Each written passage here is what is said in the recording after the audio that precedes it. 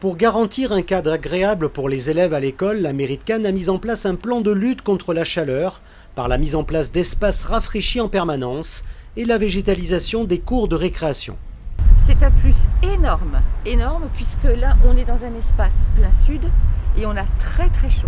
Mais le fait d'avoir sur deux espaces séparés une future forêt, la future forêt de Boca Park, où les enfants s'installeront au pied des arbres à l'ombre. Et là c'est formidable.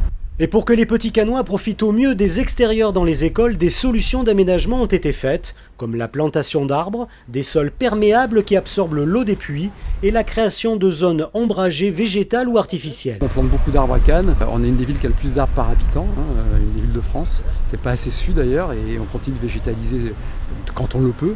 C'est bien. Ça permet de lutter contre la chaleur en ville.